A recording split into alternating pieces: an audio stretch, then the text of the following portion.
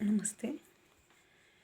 ನಿಯತ್ತು, ಪ್ರಾಮಾಣಿಕತೆ, ಬದ್ಧತೆ, ಶುದ್ಧತೆ, ನಂಬಿಕೆ, ವಿಶ್ವಾಸ ಇವೆಲ್ಲವನ್ನು ಎಲ್ಲಿ ಕಾಣ್ತೀವಪ್ಪ ಮನುಷ್ಯನಲ್ಲಿ ಅಂದ್ಕೊಂಡ್ರೆ ಬಹಳ ಬಹಳ ಮೂರ್ಖತನ ಆಗಬಹುದೇನೋ.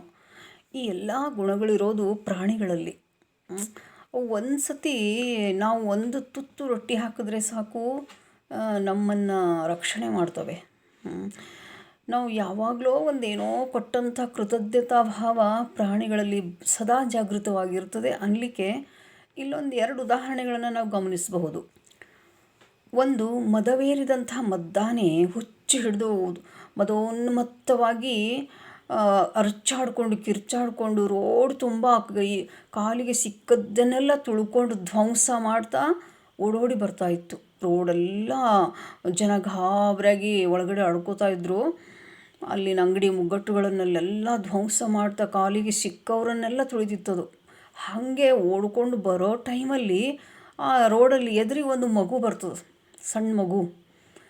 ಇಂಥ ಹುಚ್ಚು ಹಿಡಿದಂತಹ ಆನೆ ಆ ಕ್ಷಣ ಸ್ವಲ್ಪ ಕೂಲಾಗಿ ಆ ಮಗುವನ್ನು ತನ್ನ ಸೊಂಡಿಲಿನಲ್ಲಿ ಸಾವಕಾಶವಾಗಿ ಎತ್ಕೊಂಡು ಅದನ್ನು ಒಯ್ದು ಅಲ್ಲಿ ಒಂದು ಮನೆ ಮುಂದೆ ಇಳಿಸ್ತದಂಥದನ್ನು ಸಾವಕಾಶವಾಗಿ ಎತ್ಕೊಂಡು ಹೋಗಿ ಇಳಿಸಿ ಮತ್ತೆ ಮರುಕ್ಷಣವೇ ಹುಚ್ಚು ಹಿಡ್ದಂಗೆ ಉನ್ಮತ್ತವಾಗಿ ಆಡೋಕ್ಕೆ ಶುರು ಮಾಡ್ತದೆ. ಕಾಲಿಗೆ ಸಿಕ್ಕವರನ್ನೆಲ್ಲ ತುಳಿಯೋಕ್ಕೆ ಶುರು ಮಾಡ್ತದೆ. ಏನಿದು ವಿಚಿತ್ರ, ಜನಕ್ಕೆಲ್ಲ ಗಾಬರಿ. ಎಲ್ಲರನ್ನ ಕಂಡ್ರೆ ಇಷ್ಟು ರೊಚ್ಚಿಗೀಳೋ ಆನೆ ಆ ಮಗುವನ್ನು ಹೆಂಗೆ ರಕ್ಷಣೆ ಮಾಡ್ತು, ಏನಿದ್ರ ಮರ್ಮ ಅರ್ಥ ಆಗಲಿಲ್ಲ ಎಲ್ಲರಿಗೂ. ಆಮೇಲೆ ತಿಳಿದು ಬಂತು, ಅದೇ ರೋಡಿನಲ್ಲಿ ದಿನಾಲೂ ಒಂದು ದೃಶ್ಯ ನೋಡಿದಂಥವ್ರು ಹೇಳಿದ್ರು, ಆ ಆನೆಗೆ ಆ ಮಗುವಿನ ತಾಯಿ ಇದ್ದಳಲ್ಲ, ಆಕೆ ದಿನಾ ಒಂದಷ್ಟು ಬಾಳೆಹಣ್ಣುಗಳನ್ನು ಕೊಡ್ತೀಳಂತ ತಿನ್ನಲಿಕ್ಕೆ. ನೋಡ್ರಿ ಎಂಥ ಕೃತಜ್ಞತಾ ಭಾವ ಆ ಆನೆಯೊಳಗೆ. ಅಂಥ ಒಂದು ಉನ್ಮತ್ತ ಸ್ಥಿತಿಯಲ್ಲೂ ಕೂಡ ತನಗೆ ಬಾಳೆಹಣ್ಣು ಕೊಟ್ಟ ತಾಯಿಯ ಮಗುವನ್ನು ರಕ್ಷಣೆ ಮಾಡಬೇಕು ಅನ್ನೋ ಜಾಗೃತ ಭಾವ ಇದೆ ನೋಡ್ರಿ. ಮನುಷ್ಯನಲ್ಲಿ ಯಾವತ್ತೂ ಬರಲಿಕ್ಕೆ ಸಾಧ್ಯ ಇಲ್ಲ ಇದು. ಬಾಳೆಹಣ್ಣು ಹಾಕಿ ಇಡೀ ಹೃದಯವನ್ನೇ ಬಗೆದು ಕೊಟ್ಟರೂ ಕೂಡ ಮನುಷ್ಯನಲ್ಲಿ ಕೃತಜ್ಞತೆ ಇರೋದಿಲ್ಲ, ಉಪಕಾರ ಸ್ಮರಣೆ ಇರೋದಿಲ್ಲ. ಈ ರಮಣ ಮಹರ್ಷಿಗಳಿದ್ದಾರಲ್ಲ, ಅವರು ಪ್ರಾಣಿಗಳನ್ನು ನಾಯಿ, ಕತ್ತೆ, ಕುರಿ, ಕುದುರೆ ಅಂತ ಹಿಂಗೆ ಕರಿತಿರ್ಲಿಲ್ಲಂತ. ಅವುಗಳಿಗೆ ಹೆಸರಿಟ್ಟಿದ್ರಂಥವ್ರು. ಅದರೊಳಗೆ ಒಂದು ಕಮಲ ಅಂಥೇಳಿ ಒಂದು ನಾಯಿ ಹೆಸರಿಟ್ಟಿದ್ರು ಅವರು. ಕಮಲ ಅನ್ನೋ ನಾಯಿ ಇತ್ತಲ್ಲ, ಅದು ಮನುಷ್ಯರ ಥರನೇ ಎಲ್ಲ ಕೆಲಸ ಮಾಡ್ತಿತ್ತಂತ ಆಶ್ರಮದೊಳಗೆ. ಅವ್ರು ಕೇಳ್ತಿದ್ರು, ಕಮಲ ಊಟ ಮಾಡಿದಳೇನು, ಗಿಳಿಗಳಿಗೊಂದು ಹೆಸರು, ಅದು ಅವಕ್ಕೆಲ್ಲ ಹೆಸರು ಹಿಡ್ದೇ ಅವ್ರದ್ದು ಉಪಹಾರ ಆಯ್ತೇನು, ಅವ್ರು ಎಲ್ಲಿ ಹೋಗಿ ಕೂತಾರ, ಏನು ಮಾಡ್ತಾ ಇದ್ದಾರೆ ಅವರೆಲ್ಲ, ಹೀಗೆ ವಿಚಾರ ಮಾಡ್ತಿದ್ದಾರೆ ಅಂತ. ಅದಂಥ ದಯೆ ಅನ್ನುವಂಥದ್ದು ಮಾತಲ್ಲಿ ಇರಬಾರ್ದು, ಕೃತಿಯೊಳಗೆ ಬರಬೇಕು ಅದು ದಯೆ ಅನ್ನುವಂಥದ್ದು. ಅವುಗಳಿಗೂ ಕೂಡ ನಮ್ಮ ಥರನೇ ಜೀವ ಇದೆ. ದೇವರ ದೃಷ್ಟಿಯೊಳಗೆ ಮನುಷ್ಯ, ಈ ಪ್ರಾಣಿ, ಪಕ್ಷಿ, ಕ್ಷುದ್ರ ಜಂತು, ಕ್ರಿಮಿ, ಕೀಟ ಏನೂ ವ್ಯತ್ಯಾಸ ಇಲ್ಲ ಅವನಿಗೆ. ಎಲ್ಲವೂ ಸಮಾನ. ಅವನೇ ಸೃಷ್ಟಿ ಮಾಡಿದ ಜೀವಗಳು ಈ ಭೂಮಿ ಮೇಲೆ ಚರಿಸುವಂಥವುಗಳೆಲ್ಲ. ಅವನು ಎಲ್ಲವನ್ನು ಸಮಾನವಾಗಿಯೇ ನೋಡ್ತಾನೆ. ಬರೀ ಮನುಷ್ಯ ಮಾತ್ರ ಶ್ರೇಷ್ಠ ಅಂತ ನಾವು ಮಾಡ್ಕೊಂಡಿವಿ ಅದನ್ನು. ದೇವರ ದೃಷ್ಟಿಯಲ್ಲಿ ನಾವೆಲ್ಲರೂ ಸಮಾನರು.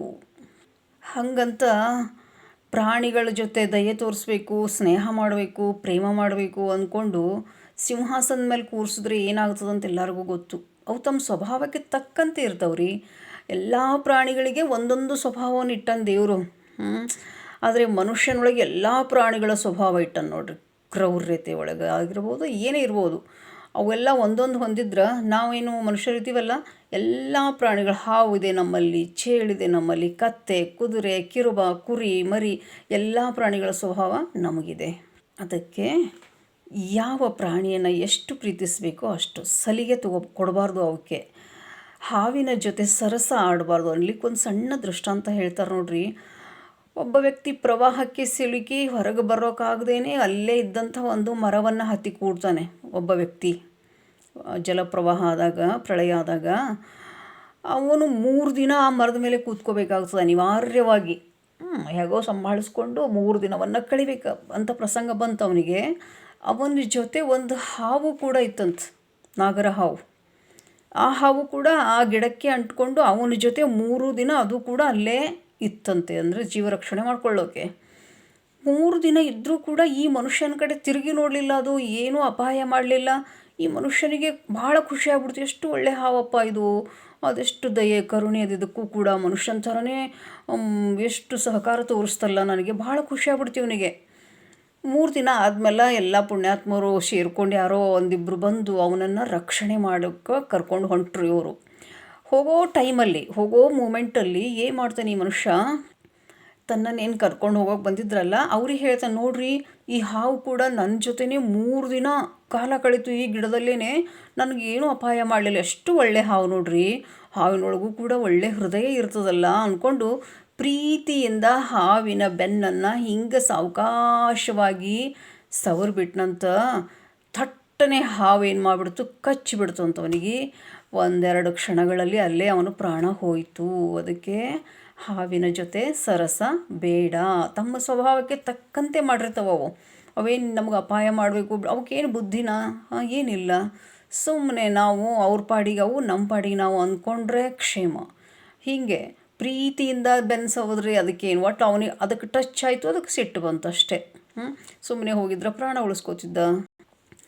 ಯಾವ ಪ್ರಾಣಿಗಳು ನಾವು ಕೆಣಕದೇನೆ ನಮಗೆ ತೊಂದರೆ ಕೊಡಲ್ಲ. ಕೊಡಬಹುದು, ಕೋತಿಗಳು, ನಾಯಿಗಳು ನಾವು ಸುಮ್ಮನೆ ಹೊರಟರು ಕೂಡ ನಮಗೆ ತೊಂದರೆ ಕೊಡಬಹುದು. ಅದು ಅವುಗಳ ಬೊಗಳೋದು ನಾಯಿ ಸ್ವಭಾವ.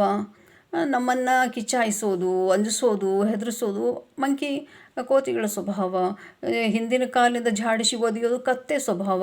ನಾವೇನು ಮಾಡದೆ ಬಹುಶಃ 100ಕ್ಕೆ 90ರಷ್ಟು ಶ್ಯೂರಾಗಿ ಹೇಳಬೇಕಂದ್ರೆ ಅವು ಏನೂ ಮಾಡಲ್ಲ. ಎಲ್ಲೋ ಒಂದು ತೀರಾ ಮನುಷ್ಯರೊಳಗೂ ಇರ್ತಾರಲ್ಲ ಕಿತಾಪತಿ ಕಿಡಿಗೇಡಿಗಳು, ಏನೂ ಮಾಡದೆ ಹೋದರೂ ಮೈ ಮೇಲೆ ಬಿದ್ದು ತೊಂದರೆ ಕೊಡೋರು ಇರ್ತಾರಲ್ಲ, ಹಾಗೆ ಅವುಗಳೊಳಗೂ ಕೂಡ ಇರ್ತಿರಬಹುದು. ಏನೇ ಇರಲಿ, ಈ ಪ್ರಕೃತಿ ಒಳಗೆ, ಪರಿಸರದೊಳಗೆ ಎಲ್ಲ ಜೀವಿಗಳು ಸಹಭಾಗಿಗಳಾಗಿ ಸಮತೋಲನವನ್ನು ಕಾಪಾಡಿಕೊಳ್ಬೇಕಾದದ್ದು, ಗುರುತರವಾದ ಹೊಣೆ ಹೊರಬೇಕಾದದ್ದು ಮನುಷ್ಯ. ಯಾಕಂದರೆ ಬಲಿಷ್ಠ ಪ್ರಾಣಿ, ಬುದ್ಧಿವಂತ ಪ್ರಾಣಿ, ಚಾಣಾಕ್ಷ ಪ್ರಾಣಿ, ಚತುರ ಪ್ರಾಣಿ ಅನ್ನಿಸ್ಕೊಂಡನಲ್ಲ ಇವನು. ಅದಕ್ಕೆ ಅವುಗಳು ಅವೇ ಹೊತ್ಕೊಂಡವೆ ಎಲ್ಲ ಭಾರವನ್ನು ಹಂಗೆ ಕೇಳಿದ್ರೆ. ಆದರೆ ಮನುಷ್ಯ ತಗೋಬೇಕಾ ಜವಾಬ್ದಾರಿಯನ್ನು, ಪರಿಸರವನ್ನು ಕಾಪಾಡ್ಕೋಬೇಕು, ಪರಿಸರದ ಸಮತೋಲನವನ್ನು ಕಾಪಾಡ್ಕೋಬೇಕು, ಮಿತವಾಗಿರಬೇಕು. ಆಸೆಗಳು, ಬದುಕೋ ರೀತಿ, ಜೀವನ ಶೈಲಿ ಹಿತಮಿತವಾಗಿ ನಾವು ಸುಖವಾಗಿ ಬದುಕಿ ಇನ್ನೊಬ್ಬರಿಗೂ ಕೂಡ ಸಂತೋಷವಾಗಿ ಬದುಕೋದಕ್ಕೆ ಅವಕಾಶ ಮಾಡಿಕೊಡಬೇಕು ಅನ್ನೋದು ಇಂಥ ಮಹಂತರು ಹೇಳುವಂಥ ಮಾತುಗಳು. ಧನ್ಯವಾದ.